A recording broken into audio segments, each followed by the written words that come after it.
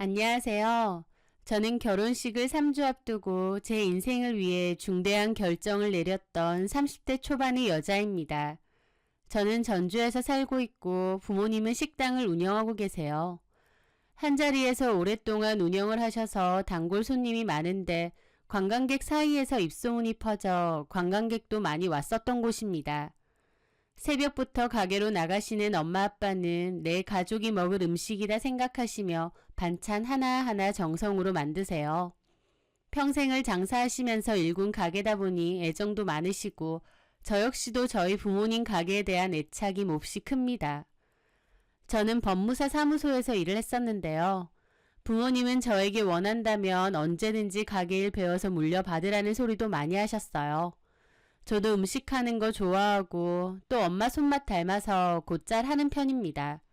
그래서 저도 언젠가는 부모님의 식당을 물려받아야겠다 생각은 계속했었어요. 부모님 가게도 잘 되고 모든 것이 순조로워 보였는데 그맘때 가게 운영에 큰 문제가 생겼어요. 바로 코로나 때문이었죠. 전 세계를 초토화시켰던 코로나 팬데믹이 닥치면서 저희 가게에도 큰 위기가 생겼기 때문입니다. 한동안 영업시간 제한 및 거리두기로 자영업자들이 몹시 힘들 때가 있었는데 저희 부모님도 예외는 아니었습니다. 손님이 반토막 이상 확 줄었고 관광객 수도 많이 줄었다 보니 매출은 눈에 띄게 급감하게 되었죠. 1년이 지나고 2년째가 되니까 주변에서는 문을 닫는 가게들이 속출했었습니다.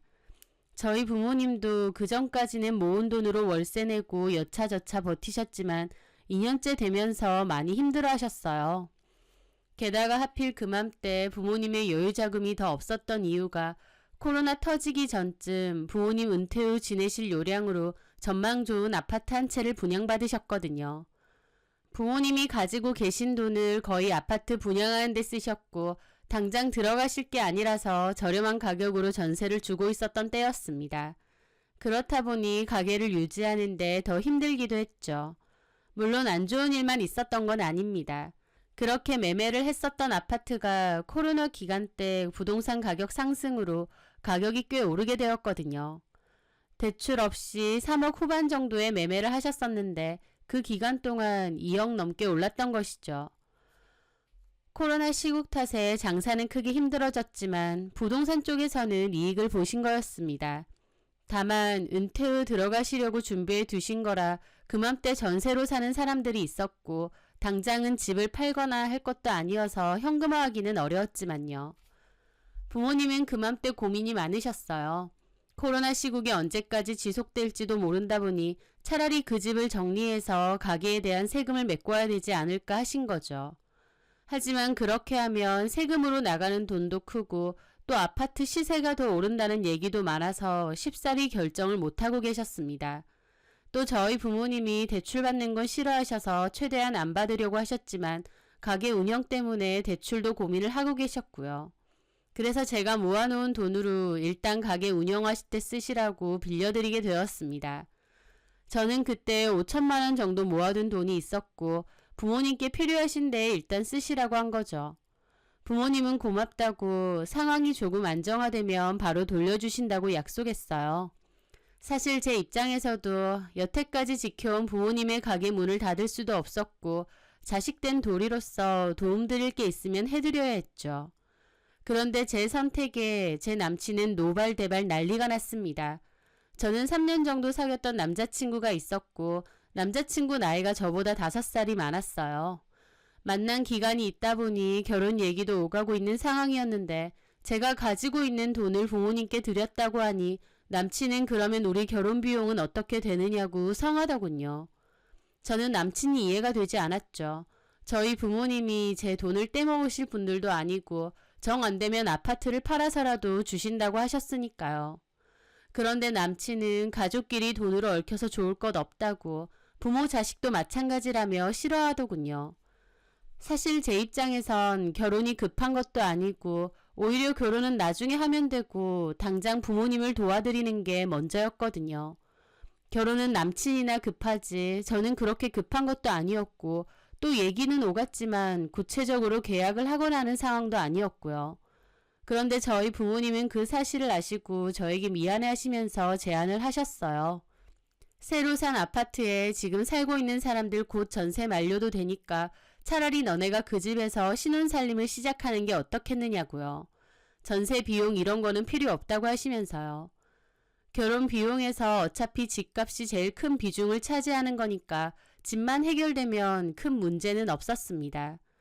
부모님이 당장 은퇴하실 것도 아니다 보니 일단 저희가 거기서 계속 살다가 나중에 들어오시게 되면 저희는 새 집을 구해서 나가면 되는 것이었죠.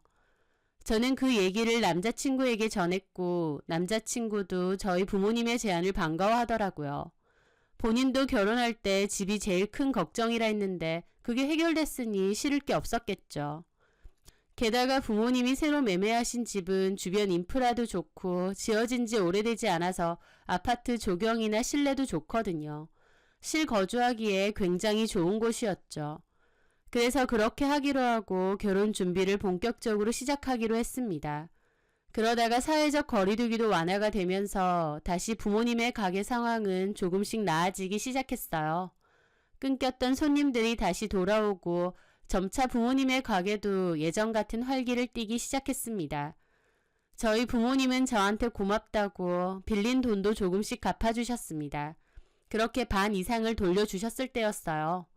결혼 준비가 본격적으로 시작되면서 저는 예비 시부모님을 만나 뵙게 되었습니다.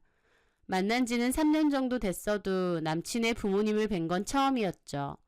인사를 드리고 결혼 준비에 관한 대화를 나눴는데 예비 시부모님과 대화를 하다 보니 오해를 하고 계신 부분이 있더군요.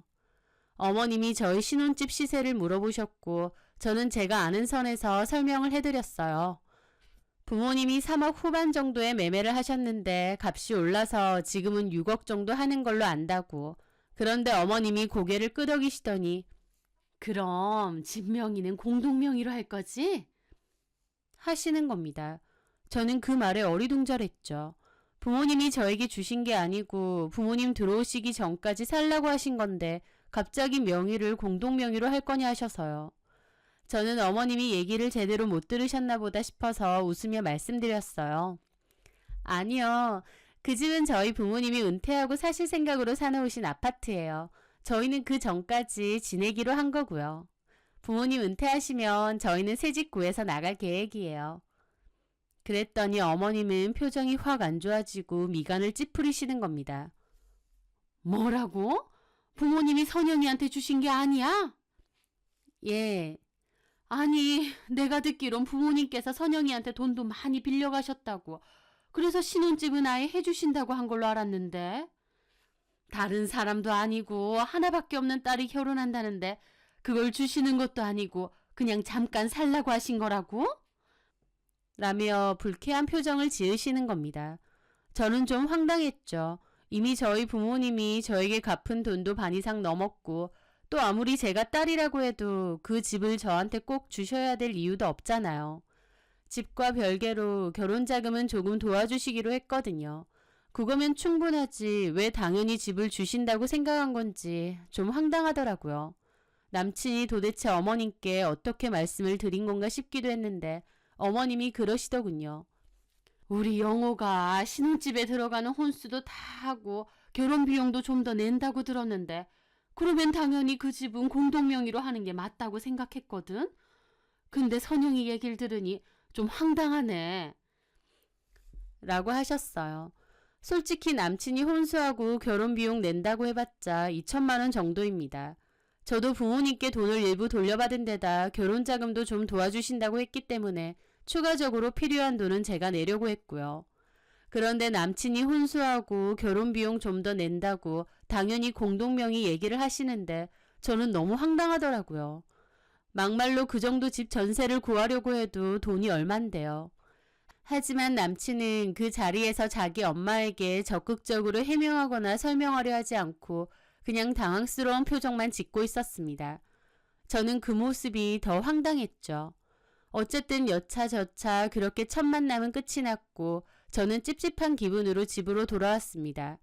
남친은 연락이 와서 자기가 제대로 설명을 못했다느니 미안하다느니 그러는데 그 자리에서는 아무 소리 안 하고 있다가 뒤늦게 제 기분 풀어준답시고 미안하다 어쩐다 하는 게 못 믿었더라고요. 저는 남친에게 말했습니다. 어머님께 확실하게 말씀드려 달라고요. 그 집은 우리 부모님이 은퇴 후 사실 곳이고 노후 대책 같은 곳이다. 내가 딸이든 말든 내 명의로 할 이유가 없다. 우리는 그냥 거기에 당분간 사는 거다. 우리 부모님이 당장 은퇴하실 것도 아니고 최소 10년은 더 가게 하실 수 있는데 그 기간 동안 우리는 전세금도 없이 그냥 사는 거니까 아쉬울 건 없지 않느냐라고요. 그리고 만에 하나 우리가 그 집을 사게 되더라도 나는 시세에 맞춰서 제값 치르고 사지 자식이라고 무조건 달라고는 안 한다 라고도 덧붙였습니다. 남친도 알겠다고는 했지만 석연치 않은 부분이 많았고 저도 고민이 많이 들었어요. 남친이 이런 얘기를 몰랐던 것도 아니고 충분히 알아듣게 말했었는데도 자기 부모님께는 저런 식으로 말했다는 게 이해가 되지 않았고요. 또 어머님도 무슨 맡겨놓은 집 달라고 하는 것처럼 당당하게 집 명의 공동명의 해달라고 하시는 게 황당하기도 했습니다. 그런데 그 뒤에 어머님이 저에게 따로 전화를 하셨어요. 그러면서 저를 대놓고 깎아내리시더라고요. 솔직히 제 조건 들었을 때 결혼 반대하고 싶었답니다. 남친은 그래도 나름 큰 회사에 다니고 있는데 저는 작은 법무사에서 고작 사무일하고 있지 않느냐고요. 어머님 하시는 말씀이 레벨이 차이나지 않느냐 하시는 겁니다. 어머님은 그럼에도 제가 집 해온다고 해서 우리도 받아들인 건데 이제 와서 보니 그것도 아니지 않느냐고 하시면서 저보고 어디 한번 생각해 보랍니다. 제가 어디 가서 자기 아들 같은 남자랑 결혼을 하겠냐고요.